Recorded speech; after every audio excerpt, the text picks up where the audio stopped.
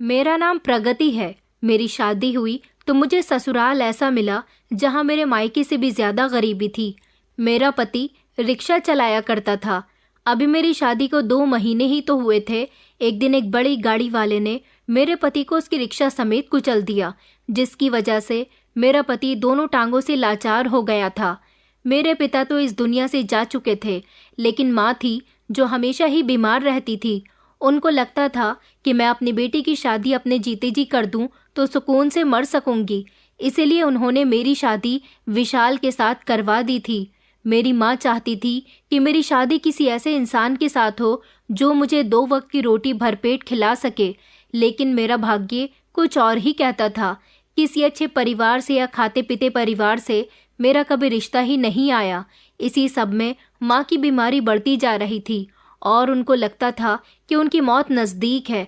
इसलिए उन्होंने हमारे ही पड़ोस में रहने वाले विशाल रिक्शा वाले के साथ मेरी शादी करवा दी। वो भले ही गरीब था, लेकिन एक ईमानदार और मेहनती इंसान था। उसके आगे पीछे कोई नहीं था। माँ कहती थी कि ये तुम्हारा बहुत ख्याल रखेगा, लेकिन किस्मत को तो कुछ और ही मंजूर था। शादी के बाद मेरे पति के एक्सीडेंट होने के बाद जो 2 वक्त की रोटी पहले हम लोग खा रहे थे, अब वो भी नसीब नहीं हो रही थी। घर के हालात बदतर होते जा रहे थे। मेरा पति जो पहले रोज के 200-300 रुपए कमाकर हम दोनों का गुजारा कर लिया करता था, लेकिन अब वो किसी काबिल नहीं रहा था। मगर मैं ऐसे समय में अपने पति का साथ नहीं छोड़ सकती थी। मैंने उससे वादा किया था, मैं हमेशा तुम्हारे साथ हूँ, तुम्हारा ख्याल रखूंगी। उसका घर भी मेरे ही घर की तरह बहुत छोटा था, लेकिन इस छोटे से घर में हम लोग सुकून से रह रहे थे। अगर परेशानी थी तो वो ये थी कि पेट खाने को मांगता था। अब तो मेरे पति को भी दवाइयों की ज़रूरत होती थी। जिस समय मेरे पति का एक्सीडेंट हुआ था, डॉक्टर ने कहा था कि हम आपके पति की टांग काटकर उसका ऑपरेशन करके उसमें आर्टिफिशियल टांग लगा सकते हैं, जिससे वो चल सकेगा, लेकिन उसके लिए ज़्यादा खर्च आएगा। मगर मेरे पास इतने पैसे नहीं थे। मोहल्ले के लोगों ने एक्सीडेंट होने के बाद मेरे पति को अस्पताल में भर्ती करवा दिया था और सब लोगों ने थोड़े थोड़े पैसे डालकर उनका इलाज तो करवा दिया था, लेकिन कोई भी इतने पैसे नहीं दे सकता था जिससे मेरे पति का ऑपरेशन हो सके। उनके ऑपरेशन में बहुत सारे पैसों की ज़रूरत थी। पैसों की कमी की वजह से मेरे पति हमेशा हमेशा के लिए लाचार हो गए, जिसकी वजह से हमारे घर में बहुत सारी परेशानियां आ गई थी।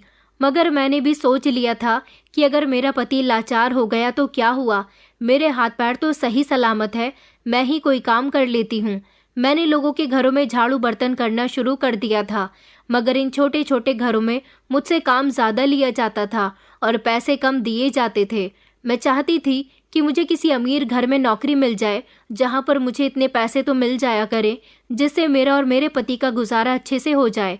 कई महीनों तक तो मैं छोटे मोटे घरों में काम करती रही, लेकिन फिर एक दिन मुझे मेरी एक जानने वाली ने एक बंगले में नौकरी का बताया, जहाँ पर नौकरानी की ज़रूरत थी। सुना था कि उन्हें झाड़ू पोछा करने के लिए एक नौकरानी और चाहिए थी। मुझे बताया गया था कि वो बंगला बहुत बड़ा था, इतना बड़ा था कि जिसमें मेरे जैसे 50 घर आ सकते थे, इसलिए वहाँ ज़्यादा नौकरों की भी ज़रूरत थी। मैं तो फ़ौरन ही मान गई ये नौकरी करने के लिए। मैंने कहा मैं कल ही जाकर वहाँ के मालिक से बात करके आऊँगी। नौकरानी ने कहा कि मालिक से बात करने की ज़रूरत नहीं है, बंगले की जो बड़ी नौकरानी है जो काफ़ी सालों से वहाँ काम करती आ रही है, ये सब कुछ उसके हाथ में है। मैंने तेरे लिए उससे बात कर ली है, तू परसों काम पर आ जाना। मैंने अपने पति को इस बारे में बता दिया था। मेरे पति ने कहा कि ठीक है, तुम वहाँ नौकरी करने के लिए चली जाना। 2 दिन गुजरने के बाद मैं यहाँ बंगले में काम करने के लिए आ गई थी। ये बंगला बहुत बड़ा था, लेकिन पुराने टाइप का बना हुआ था। जैसे ही मैं अंदर दाखिल हुई तो बाकी की नौकरानियों की नज़र मुझ पर जम गई। वहाँ पर नौकर भी काम करते थे और नौकरानियाँ भी। यहाँ आने के बाद मुझे ऐसा लग रहा था जैसे मैं कोई अजनबी चीज़ हूँ। यहाँ पर मौजूद लोगों की नज़रों में बड़ी ही अजीब सी उलझन थी, जैसे उन्होंने मुझे कहीं देखा हो। मैंने उनको नज़रअंदाज किया और सीधा अपना काम संभालने लगी। मुझे बताया गया था कि मुझे सबसे ज़्यादा साफ सफाई निशु बेबी के कमरे की करनी है। निशु बेबी इस घर की सबसे छोटी बेटी थी। मुझे कहा गया था कि मुझे उनका ख्याल भी रखना है, उनके खाने पीने का ध्यान भी रखना है और उनके कमरे की साफ सफाई भी टाइम से करनी है। निशु बेबी एक मासूम भोली भाली और 13 साल की बच्ची थी। सुना था कि वो पढ़ाई में ज़्यादा दिलचस्पी नहीं लेती है। वो बहुत ज़िद्दी थी, इसीलिए उनके आगे पीछे नौकर घूमते रहते थे। बंगला बहुत बड़ा था, नौकरों को ढेर सारे काम होते थे, इसलिए उन्हें नीशू बेबी के लिए एक नौकरानी अलग से चाहिए थी। मुझे नीशू बेबी से मिलवा दिया गया था। वो पहली ही मुलाकात में मेरे साथ काफ़ी घुल मिल गई थी। उसके बाद वो मुझे अपने कमरे में ले गई थी। उन्होंने मुझे अपना कमरा दिखाया और कहा कि मुझे साफ सफाई बहुत ज़्यादा पसंद है। मैं अपने कमरे में ही सारे काम करती हूँ, खाना पीना, पढ़ाई और लगभग सभी काम। इस वजह से मेरे कमरे में बार बार गंदगी होती रहती है और ये सब कुछ मुझे पसंद नहीं है। मैंने उनसे कहा था कि आप फिक्र मत करो बेबी जी, मैं आपका बहुत ख्याल रखूंगी। आपने जैसा कहा है मैं आपके सारे काम किया करूंगी। फिर मेरा सामना हुआ इस बंगले के सबसे बड़े बेटे से, जिनका नाम रघुवीर प्रताप था। उन्होंने मुझे सर से लेकर पैर तक गौर से देखा और कहने लगे कि टाइम की पाबंद रहना, हमारे यहाँ वक्त की बर्बादी नहीं की जाती, सारे काम टाइम पर होते हैं और उसूलों की भी बहुत सख्ती है। मैंने अपना सर हिला दिया था कि जी मालिक, जैसा आप कहेंगे मैं वैसा ही करूँगी। मुझे लगा कि वो अमीर होने के साथ साथ जिस तरह से अमीर लोग घमंडी होते हैं, कुछ इस तरह के हैं। वो मुझसे बातचीत करने के बाद आगे की तरफ बढ़ने लगे, लेकिन अचानक पीछे मुड़े और यहाँ की सबसे पुरानी नौकरानी मंजरी को देखकर कहने लगे कि आपने इसे अच्छी तरह से सारे काम समझा दिए है ना। वो वहाँ पर नज़र झुकाकर खड़ी हुई थी। उन्होंने कहा कि जी मालिक, मैंने सब कुछ बता दिया है। उन्होंने कहा कि इससे कहो कि अगर इसे यहाँ नौकरी करनी है तो 24 घंटे यहीं रहना होगा, क्योंकि हमारी बहन को कभी भी कोई भी काम पड़ जाता है, इसलिए इसे यहाँ दिन रात काम करना होगा और यहाँ दिन रात रहना होगा। ये बात इसे अच्छे से समझा देना। इस काम के बहुत पैसे मिलेंगे, लेकिन शर्त यह है कि नौकरी पूरे 24 घंटे की होनी चाहिए। मंजरी काकी ने जी मालिक कहकर अपना सर हिला दिया और रघुवीर प्रताप दरवाजे से बाहर निकल गए थे। लेकिन यहाँ से जाने से पहले वो मुझे देख रहे थे। उनकी आंखों में एक अजीब सी बात थी। मैंने सोच लिया था कि मैं यहाँ मन लगाकर काम करूँगी, किसी को कभी कोई शिकायत का मौका नहीं दूंगी और ना ही किसी के पर्सनल मैटर में दखलंदाजी करूँगी। लेकिन फिर मैंने सोचा कि मैं यहाँ रहकर 24 घंटे नौकरी कैसे कर सकती हूँ। एक तरफ मेरा लाचार पति है, जिनका ख्याल भी तो मुझे ही रखना होता है, और दूसरी तरफ ये नौकरी है जहाँ मुझे 24 घंटे नौकरी करने के ढेर सारे पैसे मिलेंगे। मुझे यहीं रहने को कहा गया था। यहाँ पर रहने के लिए मुझे एक छोटा सा कमरा भी दिखा दिया गया था, लेकिन मैं ऐसे कैसे अपने पति की इजाज़त के बिना यहाँ पर रह सकती थी। मैंने सोच लिया था कि पहले मैं इस बारे में अपने पति से बात करूँगी। मेरे पति लाचार हैं, उन्हें मेरी ज़रूरत होती है। मैं जब आज सारे काम समझने के बाद अपने घर आई थी तो मैंने अपने पति को यहाँ के बारे में सब कुछ बता दिया था। मुझे लगा कि अपने बारे में सोचते हुए विशाल मुझे ये नौकरी कभी नहीं करने देंगे, लेकिन उन्होंने तो कहा कि जब तुम्हें वहाँ पैसे अच्छे मिल रहे हैं तो तुम वहाँ दिन रात नौकरी भी करोगी तो भी कोई परेशानी की बात नहीं है। मैंने कहा विशाल, ऐसे कैसे परेशानी की बात नहीं है, मुझे आपकी फिक्र रहेगी। मैं आपके बिना वहाँ कैसे रह सकती हूँ। वहाँ पर ज़्यादातर सारी ही नौकरानियाँ दिन रात रहती हैं। मैंने देखा है कि किसी भी नौकरानी के कोई भी परिवार का सदस्य वहाँ नहीं रहता। मुझे वहाँ पर काम करने वाली नौकरानियों ने बताया था कि वो लोग हफ्ते में एक बार अपने परिवार से मिलने के लिए चली जाती हैं। मेरे लिए एक हफ्ता आपके बिना गुजारना बहुत मुश्किल है। मैं अगर नहीं रही तो फिर आपका काम कौन करेगा, आपका ख्याल कौन रखेगा। विशाल कहने लगे कि अरे तुम परेशान क्यों होती हो, तुम्हारे घर में तुम्हारी बीमार माँ है और इधर मैं हूँ। मैं तुम्हारी माँ के पास चला जाया करूँगा, वहाँ हम दोनों एक दूसरे का सुख दुख बांट लिया करेंगे। लेकिन तुम इस नौकरी को अपने हाथ से मत जाने देना। इतनी अच्छी नौकरी तुम्हें बड़ी मुश्किल से मिली है। ये नौकरी करने से हमारे घर के हालात बदल जाएंगे। अपने पति की बात सुनकर मैंने उनसे कहा तो फिर ठीक है, कल से ही मैं वहीं पर काम देखूंगी। अगले दिन जब मैं काम पर आई तो मैंने देखा कि रघुवीर प्रताप घर से बाहर की तरफ निकल रहे थे। उन्होंने गहरी नज़र मुझ पर डाली। उनका कद लंबा, गहरी आंखें और चेहरे पर एक अजीब सी हैरानी थी। मुझे देखकर वो रुक गए थे। एक लम्हे के लिए वो मुझे टकटकी बांध कर देखते रहे, जैसे कुछ सोच रहे हों। फिर एक सादी हंसी हंसते हुए कहने लगे कि तुम यहाँ नौकरी करने के लिए आ गई हो। मुझे लगा कि 24 घंटे की नौकरी सुनकर तुम यहाँ से चली जाओगी, मगर तुम तो बड़ी चालाक लग रही हो। देखो, यहाँ तुम्हारी कोई चालाकी नहीं चलेगी। यहाँ बड़ी सोच समझकर काम करना होगा। यहाँ के सारे ही नौकर हमारे बहुत वफादार हैं, तुम्हें भी यहाँ वफादारी से काम करना होगा। मैंने अपनी नज़र झुकाकर कहा कि जी मालिक, ऐसा ही होगा। उनके शब्दों से मुझे हैरानी हुई थी। ऐसा लगता था जैसे उन्हें मेरी मौजूदगी से कोई तकलीफ हो। मैंने अपनी फीलिंग्स पर कंट्रोल किया। मैं खामोशी से निशु बेबी के कमरे में चली गई थी, उनके कमरे की सफाई करने के लिए। लेकिन रघुवीर प्रताप के कहे हुए शब्द अभी भी मेरे कानों में गूंज रहे थे। इसी तरह मैं यहाँ पर काम करती रही। 1 हफ्ते में एक बार मुझे भी अपने घर जाने की इजाज़त थी। मुझे यहाँ नौकरी करने से इतना सुकून मिला था कि मुझे जो पैसे मिले थे उनसे मैंने अपनी माँ का इलाज करवाया था और घर में राशन भरवाया था। मेरी जगह मेरी माँ मेरे पति का ख्याल रख रही थी और मैंने देखा था कि माँ को अच्छा इलाज मिलने से उनकी तबीयत में सुधार आया था। अगले कुछ दिनों में मैंने नोट किया था कि इस बंगले में कुछ अजीब बात थी। यहाँ के नौकर धीमे धीमे आपस में बातें करते थे, जैसे कुछ छुपाने की कोशिश कर रहे हों। मुझे हमेशा लगता था कि कोई मुझे छुप के देख रहा है, मगर जब मैं मुड़कर देखती तो कुछ भी नहीं होता था। एक दिन जब मैं निशु बेबी के कमरे में मौजूद थी, उनके कपड़ों पर इस्त्री कर रही थी और वो अपने बिस्तर पर बैठी हुई पढ़ाई कर रही थी, तब रघुवीर प्रताप वहाँ पर आ गए और मेरे पास आकर कहने लगे कि तुम यहाँ ज़्यादा दिन नहीं रहोगी। मैं उनकी बात सुनकर हैरान हो गई और उनको देखने लगी। मैंने कहा, मालिक आपका क्या मतलब है? उन्होंने कहा कि तुम बस यहाँ से चली जाओ, इससे पहले कि तुम किसी मुसीबत में फंस जाओ। मैंने कहा, मैं भला यहाँ रहते हुए किसी मुसीबत का शिकार कैसे हो सकती हूँ? मैं तो यहाँ काम करने के लिए आई हूँ, मुझे किसी से कोई मतलब नहीं है। मैं यहाँ अपना काम कर रही हूँ और मुझे कोई हक नहीं कि मैं आपकी फैमिली के मैटर में दखल अंदाजी करूँ। मैंने सख्त शब्दों में उनका जवाब दिया था। मालिक मेरी आंखों के सामने खड़े हुए थे और निशु बेबी अपनी पढ़ाई में बिजी थी। उसे हम दोनों के बीच की होने वाली बातचीत सुनाई नहीं दे रही थी, क्योंकि हम उनसे काफ़ी दूरी पर थे। मालिक हंसने लगे और कहने लगे कि तुम्हें क्या लगता है कि तुम्हें यह नौकरी मिली है? मैंने फिर से उनको देखा। उनकी आंखों में एक अजीब सी सख्ती थी।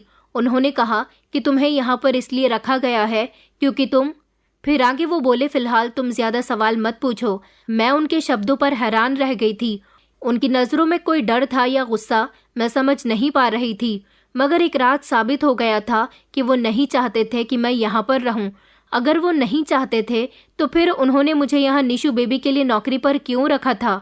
उसी रात जब मैं निशु बेबी के कमरे में उनका खाना देने के लिए गई थी, तभी मुझे खिड़की के बाहर कोई हरकत महसूस हुई। मैंने फौरन पर्दा हटाया, मगर बाहर अंधेरा था। मेरा दिल ज़ोर ज़ोर से धड़कने लगा। मैंने सोचा कि शायद ये मेरा वहम होगा, लेकिन जैसे ही मैं पलटी तो एक साया तेज़ी से वहाँ से गायब हो गया। ये सपना था या हकीकत, मैं समझ नहीं पा रही थी। मैंने ज़रूर किसी को देखा था या फिर सच में मेरा वहम था। निशु बेबी खाना खा चुकी थी और फिर मैं खाने के बर्तन लेकर कमरे से बाहर निकल आई। बंगले के बाहर सुनसान रास्ते पर धीमे धीमे रोशनी छाई हुई थी। मैंने अपने दिल को मजबूत किया और सोचा कि नीचे जाकर देखूं कि बाहर कोई है या नहीं। जैसे ही मैं सीढ़ियों की तरफ बढ़ी, मुझे पीछे से आवाज़ आई, तुम यहाँ क्या कर रही हो? मैं चौंक कर पलटी। रघुवीर प्रताप अंधेरे में खड़े हुए थे। उनकी नज़रें मुझ पर जमी हुई थी। मैंने कांपते हुए शब्दों में कहा कि मैंने खिड़की के बाहर किसी को देखा था, शायद वहां पर कोई था। रघुवीर प्रताप की आंखों में एक लम्हे के लिए कोई चमक उभर गई थी, मगर उन्होंने फौरन चेहरे पर सीरियसनेस सवार कर ली। वो कहने लगे कि यहाँ कोई नहीं था, बेहतर होगा कि तुम अपने कमरे में जाओ और आराम करो। उनके शब्दों में हुक्म था, जैसे वो मुझे किसी बात से रोकना चाहते हों, लेकिन मैंने सच में किसी को देखा था। उन्होंने कहा कि रुको, और ये कहकर उन्होंने एक कदम बढ़ाया। उनके चेहरे पर फिर से वही सख्ती थी जो मैंने पहले दिन देखी थी। मेरे कदम वहीं पर जम गए थे। मुझे लगा जैसे वो जानते हैं कि मैंने क्या देखा, मगर वो नहीं चाहते थे कि मैं सच तक पहुंचूं। ये सब क्या था, मैं अभी तक समझ नहीं पा रही थी। अगले दिन मैं निशु बेबी को उनके कमरे में नाश्ता देने के लिए गई थी, मगर मेरा दिमाग बार बार रात वाले हादसे की तरफ जा रहा था। मैंने सोच लिया था कि मैं अब इस मैटर को ऐसे तो छोड़ने वाली नहीं हूँ। शाम के समय मैंने यहाँ की सबसे पुरानी नौकरानी मंजरिका को बुलाया। मैंने उनसे कहा, मंजरिका जी, ये घर बहुत अजीब है ना, और यहाँ के लोग भी। पहले तो वो खामोश रहीं, फिर कहने लगीं कि बेटा, मुझसे ज़्यादा सवाल मत करो, यहाँ तुम ज़्यादातर खामोशी से काम किया करो। इस घर में जो दिखाई देता है वो हकीकत नहीं होता, और जो हकीकत में है वो दिखाई नहीं देता। उनकी बात सुनकर तो मुझे एक ज़ोरदार धक्का लगा था। मैंने उनसे आगे भी कुछ पूछना चाहा, लेकिन मंजरी काकी तो तेज़ी से वहाँ से चली गई थी, जैसे मुझे कुछ बताना ही न चाहती हों। उसी शाम मैं निशु बेबी के साथ गार्डन में थी कि अचानक रघुवीर प्रताप मेरे रास्ते में आ गए और कहने लगे कि तुम अपनी हरकतों से बाज नहीं आओगी। उनकी बात सुनकर मैं उनको चौंक कर देखने लगी। मैंने कहा, मालिक, मैंने क्या किया है? उन्होंने कहा कि यहाँ किसी भी चीज को देखकर कोई सवाल मत करो। जो तुमने रात को देखा उसे भूल जाओ और कभी भी बंगले के सबसे ऊपर वाले पोर्शन पर मत जाना। मैंने हैरानी से कहा कि ऊपर वाला पोर्शन? उनकी आंखों में चमक उभर आई थी, जैसे उनके मुंह से गलती से ये सब निकल गया हो। उन्होंने फौरन से अपनी नज़र घुमा ली थी और वो वहां से चले गए थे। ये पहली बार था जब मुझे लगा कि यहाँ कुछ बहुत अजीब था। रात के समय मैं अपने कमरे में मौजूद थी। मुझे फिर से लगा कि जैसे मेरे कमरे के बाहर कोई साया है। इस बार मैं डरने के बजाय उसका पीछा करने लगी। वो साया तेजी से ऊपर की तरफ जा रहा था। मैं भी उसका पीछा करने लगी तो अचानक मेरे कदम रुक गए। ये वही ऊपर वाला पोर्शन था जिसके बारे में मालिक ने मुझे बताया था। मेरे दिल की धड़कन तेज हो गई। यहाँ पर ऐसा भी क्या था जिसे छुपाने की कोशिश की जा रही थी? मैं एक कदम आगे बढ़ी, लेकिन तभी किसी ने मेरा बाजू पकड़ लिया। मैंने कहा था ना कि यहाँ पर मत आना। रघुवीर प्रताप की एक जोरदार आवाज़ मुझे सुनाई दी। मैंने उनके हाथ से अपना बाजू छुड़वाने की कोशिश की, लेकिन वो गलती से मुझे पकड़े हुए थे। उन्होंने कहा, ये जगह तुम्हारे लिए नहीं है। वो गुर्राने लगे। मैंने कहा, तो फिर किसके लिए है? लेकिन उन्होंने मेरी बात का कोई जवाब नहीं दिया, बस मुझे बाजू से घसीटकर नीचे की तरफ लाने लगे। मुझे पता था कि मैं किसी खतरनाक सच की तरफ पहुंच चुकी हूं। अब मैं पीछे हटने वाली नहीं थी, भले से ही मेरी नौकरी क्यों न चली जाती। रघुवीर प्रताप ने मुझे मजबूती से पकड़ा हुआ था। वो तेजी से मुझे कमरे की तरफ लेकर आ रहे थे। मैंने उनसे खुद को छुड़वाने की कोशिश की। मेरे अंदर गुस्सा और बेचैनी बढ़ती जा रही थी। ये सब जबरदस्ती क्यों? मुझे सच जानने का हक है। मैंने गुस्से में मालिक से कहा तो वो एकदम रुक गए। उन्होंने मेरी तरफ देखा और कहने लगे कि ये तुम्हारे भले के लिए है, तुम नहीं समझोगी। उन्होंने धीरे से कहा और फिर मेरा बाजू छोड़ दिया। मेरे लिए या फिर किसी और के राज के लिए आप लोग जरूर मुझसे कुछ न कुछ छुपा रहे हो। रघुवीर प्रताप खामोश हो गए और पलटकर वहां से चले गए। मैं वहीं खड़ी रह गई थी। मेरे दिमाग में ढेर सारे सवाल घूम रहे थे। अगले दिन जब मैं निशु बेबी को तैयार करने के लिए उनके कमरे में जा रही थी, जब मंजरी काकी मेरे करीब आई, उनकी आंखों में बेचैनी थी। वो धीरे से कहने लगी, बेटा, तुम ऊपर वाली मंजिल पर क्यों गई थी? मैंने हैरानी से उनकी तरफ देखा और कहा कि आपको कैसे पता? वो डर रही थी कि कहीं उन्हें मुझसे बातें करते हुए कोई देख न ले। उन्होंने कहा कि बेटा, तुमने ऊपर जाने की हरकत कर दी है, अब तुम्हारी खैर नहीं है। मुझे तो डर लगने लगा था। मंजरी काकी तो ये बात बताने के बाद वहां से चली गई थी, लेकिन मैं सारी रात सो न सकी थी। मुझे नींद नहीं आ रही थी, इसलिए मैं फिर से ऊपर वाली मंजिल की तरफ बढ़ पड़ी। इस बार मैं बहुत सावधान थी ताकि मुझे कोई देख न ले। ऊपर वाली मंजिल पर एक बड़ा सा कमरा बना हुआ था जिस पर जंग से भरा ताला लगा हुआ था। ये कि ताला सिर्फ लटका हुआ था। मैंने दरवाजे को खोलने की कोशिश की तो वो खुल गया था। अंदर हर तरफ धूल और जाले थे। मुझे लगा कि काफी समय से यहाँ कोई नहीं आया हो, लेकिन फिर भी मुझे महसूस हो रहा था कि यहाँ पर कोई है। मैं जैसे ही आगे की तरफ बढ़ी तो अचानक मुझे ऐसा लगा जैसे यहाँ पर लकड़ी का दरवाजा है। मैंने झुककर देखा तो यहाँ सच में जमीन में एक लकड़ी का दरवाजा था। शायद यहाँ से रास्ता नीचे की तरफ जा रहा था। मैं अभी नीचे झुकी रही थी, अचानक मुझे आवाज सुनाई दी, तुम यहाँ पर क्या कर रही हो? मैंने चौंक कर देखा तो रघुवीर प्रताप खड़े हुए थे। इस बार उनके चेहरे पर सिर्फ गुस्सा नहीं था बल्कि डर भी था। उन्होंने कहा कि कितनी बार कहा है कि तुम इस पोर्शन से दूर रहो। मैंने कहा, आखिर आपने यहाँ क्या छुपा रखा है? उन्होंने कहा कि बस तुम्हें यहाँ नहीं आना चाहिए था। मैंने कहा, लेकिन क्यों? आखिर मेरे साथ ये सब कुछ क्यों हो रहा है? मैं जानना चाहती हूँ। उन्होंने कहा, तो फिर सुनो, तुम यहाँ से चली जाओ, वरना तुम्हें यहाँ रहते हुए कीमत चुकानी पड़ेगी। मैंने कहा, आपका क्या मतलब है? मगर उन्होंने मुझे इससे आगे की बात नहीं बताई और वो वहाँ से चले गए। उन्होंने मेरे दिल में शक पैदा कर दिया था। अगले दिन जब मैं निशु बेबी के कमरे में थी और सफाई कर रही थी, तब मैंने देखा कि वो अपनी किताब के एक पेज उलट रही थी। मगर जब मैं उनके करीब गई तब जल्दी से उन्होंने उस किताब को बंद कर दिया, जैसे वो कुछ छुपाने की कोशिश कर रही हों। मैंने उनको भांप लिया था कि वो अपनी उस किताब को कहाँ रख रही हैं। जब वो कमरे से बाहर गई तो मैं खामोशी से उनके कमरे में चली गई और मैंने उसी किताब को खोल कर देखा कि उसमें आखिर ऐसा भी क्या है। मैंने देखा कि ये तो प्रॉपर्टी के कागजात थे जिसमें वसीयत लिखी हुई थी। मैं राजवीर प्रताप अपने होशो-हवास में अपनी सारी जायदाद अपनी सगी के नाम करता हूँ। ये सगी बेटी कौन थी?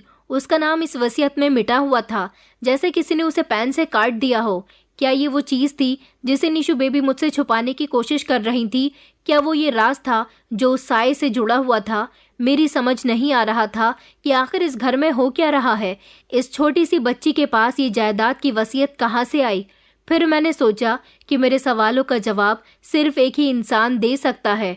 मैं वो पेपर लेकर रघुवीर प्रताप के पास चली गई और उनसे कहा कि मालिक देखिए, ये सब क्या है? उन्होंने कागज़ की तरफ देखा और उनके चेहरे का रंग बदल गया। कहने लगे कि तुम्हें ये कहाँ से मिला? मैंने कहा कि ये निशु बेबी के पास था। क्या आपको पता है कि ये क्या है? उन्होंने मेरे हाथ से वो कागज़ छीनकर फाड़ दिया। कहने लगे कि ये सब बकवास है। उन्हें गुस्सा आ गया था। मैंने कहा कि ये सब झूठ है, बकवास है, तो फिर आपने इसे फाड़ा क्यों? क्योंकि कुछ राज राज ही रह जाने चाहिए। अगर तुम अक्लमंद हो तो इस मामले से दूर रहो। इतना कहकर वो वहाँ से चले गए थे। मैं जान चुकी थी कि ये सच है और रघुवीर प्रताप नहीं चाहते कि मैं इसे जानूं। मैंने जल्दी से मंजरी काकी को ढूंढा और उनके पास पहुंच गई। मैंने उनको इस पेपर के बारे में बताया तो वो घबरा गईं। कहने लगीं कि बेटा, इस राज को मत खोलो। तुम्हें जो लग रहा है वो तुम्हारी दुनिया बदल देगा। मगर मैं जानना चाहती हूँ कि आखिर यहाँ ऐसा भी क्या हो रहा है। मैंने मंजरी काकी से कहा। पहले उन्होंने हर तरफ देखा, फिर कहने लगी कि कुछ सालों पहले इस बंगले में एक हादसा हुआ था जिसे सबने दफन कर दिया। अगर वो हकीकत बाहर आ गई तो कई जिंदगियां बर्बाद हो जाएंगी। मैंने कहा, कौन सी हकीकत? उन्होंने कहा कि मैं नहीं बता सकती, बस इतना जान लो कि तुम यहाँ जितनी देर रहोगी उतनी ज्यादा खतरे में पड़ जाओगी। रात के समय मैंने बंगले के अलग अलग कमरों की तलाशी लेने का फैसला किया। मुझे कहीं ना कहीं सच का सुराग जरूर मिलना था। जैसे ही मैं पुराने स्टोर रूम में दाखिल हुई, मेरी नज़र एक लाल रंग के पर्दे पर पड़ी जो दीवार के साथ लगा हुआ था। मैं आगे बढ़ी और मैंने पर्दा खींच दिया। मेरे कदम वहीं पर जम गए। मेरे सामने एक लकड़ी का दरवाज़ा था जो बाकी सारे दरवाजों से छोटा था। शायद इसे छुपाकर बनवाया गया था। ये दरवाज़ा कहाँ जाता था और क्यों, उसे सबकी नज़र से छुपाया गया था। मैंने सांस अंदर खींची और दरवाजे पर हाथ रखा। मैंने जैसे ही उसे खोलने की कोशिश की तो पीछे से फिर मुझे एक आवाज़ आई कि दरवाज़ा मत खोलो। मैं चौंक कर पलट गई। मालिक मेरे पीछे ही खड़े हुए थे। उनके चेहरे पर डर था और उनकी आंखों में गुस्सा था। मैंने कहा, क्यों? आखिर मुझसे क्या छुपाया जा रहा है? उन्होंने कहा कि ये तुम्हारे जानने की चीज़ नहीं है। मैंने कहा, तो फिर ये दरवाज़ा यहाँ क्यों है और क्यों छुपाया गया है? मैं तो इसे खोल कर रहूँगी। उन्होंने कहा कि देखो, अब मैं एक बहुत बड़ा फैसला करने जा रहा हूँ। अगर तुमने ये दरवाज़ा खोला तो तुम कभी सुकून से नहीं रह सकोगी। वो न सिर्फ मुझे दरवाज़ा खोलने से रोक रहे थे बल्कि बचा भी रहे थे। मैंने उनकी एक न सुनी और एक झटके से दरवाजे का हैंडल घुमा दिया। उन्होंने मुझे रोकने की काफ़ी कोशिश की। शायद उन्हें अंदाज़ा हो गया था कि मैं रुकने वाली नहीं हूँ। जैसे ही मैंने दरवाज़ा खोला तो एक अजीब सी बदबू मेरी नाक से टकराई थी। चारों तरफ अंधेरा था। मैं हाथ से दीवारें टटोलकर अंदर की तरफ जाने लगी। मुझे दीवार पर महसूस हो गया था और लाइट का बोर्ड दिखाई दे गया था। मैंने जैसे ही बटन दबाया तो रोशनी हो गई थी, लेकिन रोशनी के साथ एक भयानक हकीकत मेरे सामने खुलकर आ गई थी। मेरी तो चीख निकल गई। वहाँ एक औरत बैठी हुई थी, बड़ी ही गंभीर अवस्था में। उसको जंजीरों से बांधा हुआ था। बाल बिखरे हुए थे, कपड़ों पर गंदगी जमी हुई थी, जैसे वो कई सालों से यहाँ कैद हो। मैंने पलटकर मालिक की तरफ देखा जो दरवाजे के बाहर खामोश खड़े हुए थे। मैंने कहा, ये औरत कौन है? उन्होंने धीरे धीरे कदम बढ़ाया और एक नरम आवाज़ में कहा कि ये मेरी माँ है, जिसे मेरे पिता ने यहाँ कैद करके रखा। ये सुनकर मेरी आंखें हैरानी से फैल गई। ये इस जायदाद, इस बंगले के मालिक मेरे पिता राजवीर प्रताप की पहली पत्नी है। कुछ सालों पहले मेरे पिता ने दूसरी शादी की तो उन्होंने मेरी माँ को इस घर से गायब कर दिया। सबको यही लगता था कि वो मर चुकी हैं, मगर हकीकत यहीं पर कैद थी। मैंने कहा, मगर ऐसा क्यों किया आपके पिता ने?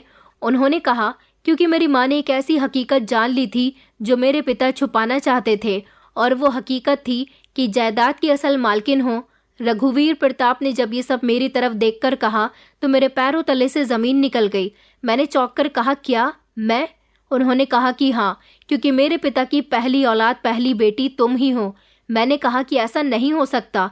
उन्होंने कहा, ये झूठ नहीं है, यही वो सच्चाई थी जिसे मेरे पिता ने छुपाने की कोशिश की।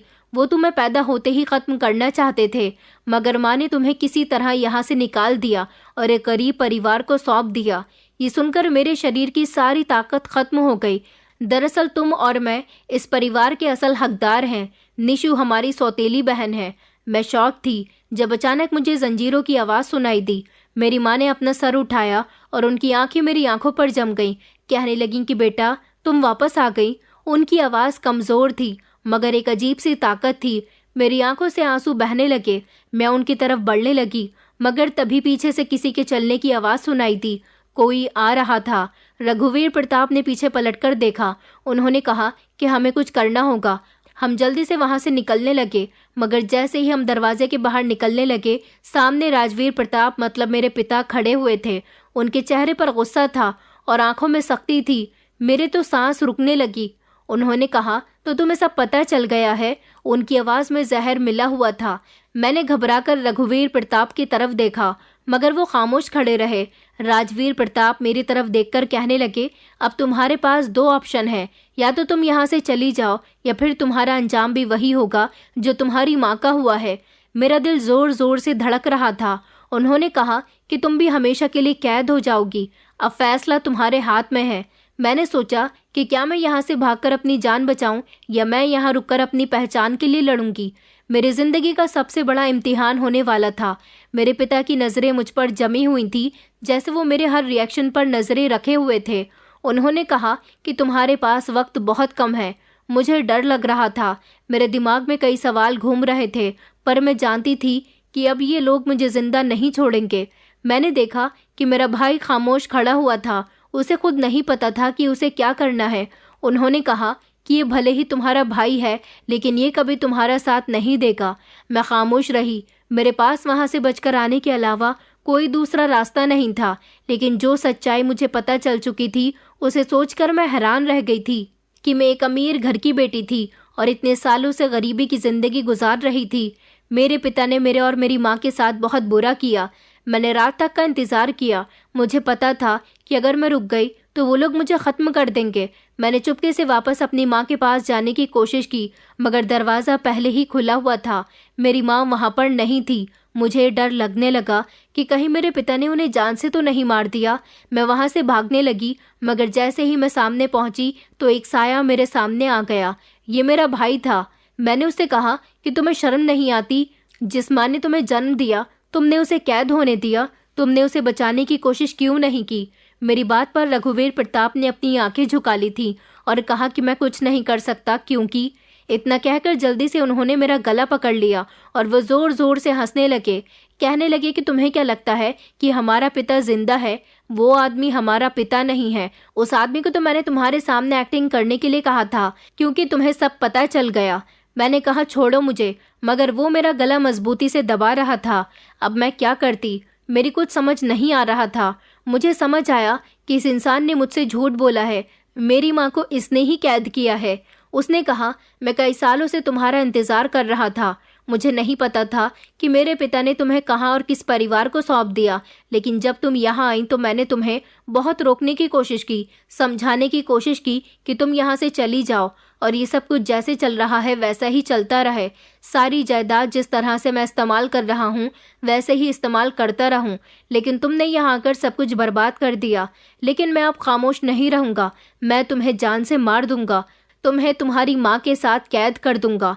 तुम्हारी माँ को मैंने दूसरी जगह कैद कर दिया ताकि वो किसी को सच्चाई न बता सके। दरअसल तुम्हारी माँ मेरी सौतेली माँ है और मैं अपने पिता की दूसरी पत्नी का बेटा हूँ। तुम्हारे पिता ने मेरी और मेरी माँ के साथ गद्दारी की थी। उन्होंने मरने से पहले सारी जायदाद तुम्हारे नाम पर कर दी और तुम्हें हमारे हवाले छोड़कर चला गया। लेकिन मेरी माँ ने सोचा कि अगर तुम बड़ी हो गई और तुम्हें ये बात पता चली कि ये सब कुछ तुम्हारे नाम पर है तो तुम हमसे ये सब छीन लोगी। इसलिए उन्होंने तुम्हारी परवरिश करने के लिए तुम्हें किसी गरीब परिवार को दे दिया था और तुम्हारी माँ को मेरी माँ ने कैद कर दिया था कि कभी तुम्हारी माँ के बारे में किसी को पता चल ही न सके। मैंने तुमसे झूठ बोला कि ये सब कुछ तुम्हारे पिता ने किया था, लेकिन तुम्हारे पिता तो वसीयत तुम्हारे नाम करके मर चुके थे, जिसकी सज़ा तुम्हें और तुम्हारी माँ को भुगतनी पड़ी। मगर अब ये सब कुछ नहीं चलेगा। मैं तुम्हें जान से मार दूंगा। निशु मेरी बहन है। किस्मत तुम्हें यहाँ तक ले आई है। मैं तुम्हें पहली नज़र में देखते ही पहचान गया था कि तुम ही वो लड़की हो जो इस सब की असल मालकिन हो, क्योंकि तुम्हारा चेहरा जिस तरह से बचपन में था, जवानी में भी बिल्कुल ऐसा ही है। तुम बिल्कुल भी नहीं बदली। अब तुम जिंदा नहीं बचोगी। और वो वसीयत के पेपर निशु के पास इसलिए आए थे क्योंकि हमने उसे भी बता दिया था कि तुम हमारी सौतेली माँ की बेटी हो, और हमारे पिता ने कभी हम दोनों भाई बहन का ख्याल नहीं किया। उन्होंने अपना सब कुछ तुम्हारे नाम पर कर दिया, इसलिए निशु तुमसे नफरत करती है। उसने प्रॉपर्टी के पेपर्स फाड़ दिए, और जब से तुम यहाँ पर आई हो वो तुम्हें मारने की प्लानिंग बना रही है, लेकिन तुम बहुत जल्दी मरना चाहती हो, इसलिए तुम्हारी मौत मेरे हाथों लिखी है। फिर समझ नहीं आ रहा था कि मैं क्या करूं। रघुवीर प्रताप ने मेरे गले को मजबूती से पकड़ा हुआ था। मेरा दम घुटता हुआ महसूस हो रहा था। मेरे मुंह से कोई आवाज नहीं निकल रही थी। मैं चिल्लाने की कोशिश कर रही थी, हरकत करने की कोशिश कर रही थी, लेकिन मेरा शरीर बेजान हो गया था। मेरी आंखों से आंसू नहीं रुक रहे थे। सामने खड़ा इंसान मेरी माँ का बेटा नहीं था, बल्कि मेरी सौतेली माँ का बेटा था, जो लगता तो मेरे पिता के ही खून का था, लेकिन उसने खून कभी भरम नहीं रखा और अपनी बहन को मारने पर उतर आया था। मेरे इस घर में आ जाने के बाद तो मुझे भटकाया जा रहा था ताकि मैं इस घर से बिना सच्चाई जाने खामोशी से चली जाऊं, लेकिन अब मैं ऐसा होने नहीं दे सकती थी। मैं कुछ भी करके अपने हक के लिए लड़ना चाहती थी। निशु और रघुवीर प्रताप दोनों ही मेरी जान के दुश्मन बने हुए थे, मगर कैसे? मैं ये सब कुछ कैसे करूं? अपनी माँ को कैसे बचाऊं?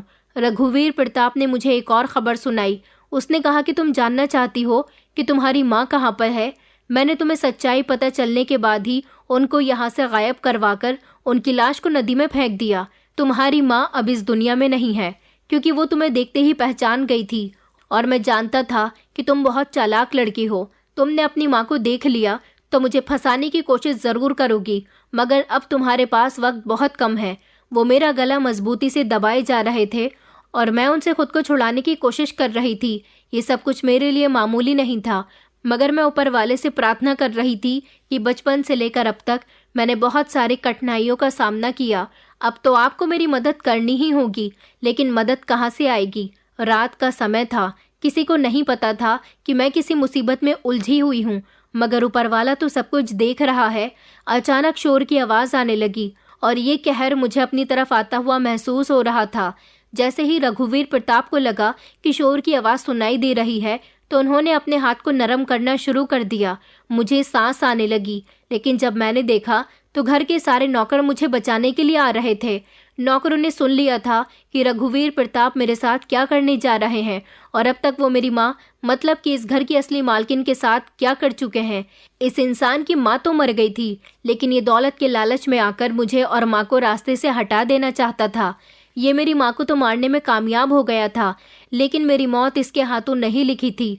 घर में मौजूद सारे ही नौकरों ने मिलकर रघुवीर प्रताप पर हमला बोल दिया, क्योंकि नौकर भले ही गरीब होते हैं, मगर वो जानते हैं कि असली मालिक के साथ किस तरह से पेश आना है। जब उनको पता चला कि इस घर की असली मालकिन मैं हूँ, तो वो मेरे साथ वफादारी करने पर उतर आए थे। उन्होंने मुझे रघुवीर प्रताप से बचा लिया था और मौके पर ही पुलिस को भी बुला लिया गया था। रघुवीर प्रताप को मौके पर अरेस्ट कर लिया गया। जेल में जब उनके साथ पूछताछ हुई तो उन्होंने सारी सच्चाई बयां कर दी कि अब तक वो कितने सारे जुर्म कर चुके हैं। मेरी मदद ऊपर वाले की तरफ से आ गई थी। हाँ, मैं बच गई थी। जो कुछ मेरा था वो मुझे वापस मिल गया था। पुलिस रघुवीर प्रताप को ले गई थी। हालांकि वो पुलिस के साथ जाने से पहले बहुत जोर जोर से चीख रहे थे, चिल्ला रहे थे, लेकिन अब उनकी कोई हरकत काम नहीं आने वाली थी। नौकरानी ने कहा कि जब तुम इस घर में दाखिल हुई थी तो हम समझ गए थे कि तुम ही इस घर की मालकिन हो, लेकिन रघुवीर प्रताप के होते हुए कहाँ कोई अपनी चला सकता है। मेरे ही भाई ने मुझे इतना गुमराह किया। मैं ये सोचकर रो रही थी। मेरी माँ ने भी मेरे साथ बहुत गलत किया और मेरी सगी माँ इस दुनिया को छोड़कर चली गई। अगर वो मेरा ध्यान ना भटकाता तो शायद मैं अपनी माँ को बचा सकती थी। अब घर में निशु बची थी। जब उसे ये सब कुछ पता चला तो उसने मुझसे अपने किए की माफ़ी मांगी थी और कहा था कि भैया मुझसे जैसा कहते थे मैं वैसा ही किया करती थी। मुझे बताया गया था कि मुझे आपके साथ नफरत करनी है। जब आप इस घर में आई थी तो भैया ने मुझसे कह दिया था कि मुझे जब मौका मिले तो मैं आपको जान से मार दूं, लेकिन मुझे ये नहीं पता था कि आप मेरी बहन हो। मुझे माफ़ कर दो दीदी। मैंने निशु को तो माफ़ कर दिया था, इसमें उसकी कोई गलती नहीं थी। कुछ समय के बाद मैं अपने पति और माँ को लेकर यहाँ आ गई और फिर हम सब लोग एक साथ खुशी खुशी रहने लगे। कुछ समय पहले जो मैं इस घर में नौकरानी बनकर आई थी, अब इस घर की मालकिन बन गई थी। मेरे पति की खुशी का तो कोई ठिकाना ही नहीं था। उन्होंने कहा कि ऊपर वाले के फैसले वही जानता है। तुम्हारा मन साफ था, तुम अपने घर को बचाने के लिए और चलाने के लिए यहाँ आई थी, मगर पता चला कि ये घर ही तुम्हारा है। मेरी माँ जो मेरी सगी माँ नहीं थी, मगर उसने सगी माँ की तरह मेरी परवरिश की थी। उन्हें भी ये नहीं पता था कि मैं यहाँ पर नौकरी कर रही हूँ, लेकिन जब उनके सामने सच्चाई आई तो उन्होंने कबूल कर लिया कि जब मैं 6 साल की थी तो एक औरत तुम्हें मेरे हवाले कर गई थी। मेरे पास कोई औलाद नहीं थी, इसलिए मैंने तुम्हारी परवरिश अपनी सगी औलाद से बढ़कर की। मैं शुक्रगुजार हूँ उन लोगों की जिन्होंने हमेशा मेरी मदद की। अब मैं जिस घर में रहती हूँ उस घर के नौकरों के साथ बुरा सुलूक नहीं होता।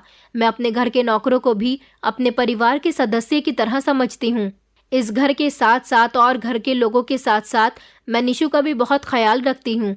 उसे मेरे साथ बहुत अच्छा लगता है और वो हमेशा मेरे साथ मोहब्बत से पेश आती है। दोस्तों, उम्मीद करती हूँ आपको हमारी कहानी पसंद आई होगी। कहानी पसंद आई है तो वीडियो को लाइक करें, चैनल पर नए हैं तो चैनल को सब्सक्राइब करें और हाँ, नोटिफिकेशन बेल को ज़रूर दबाएं ताकि अगली अपडेट सबसे पहले आपको मिले।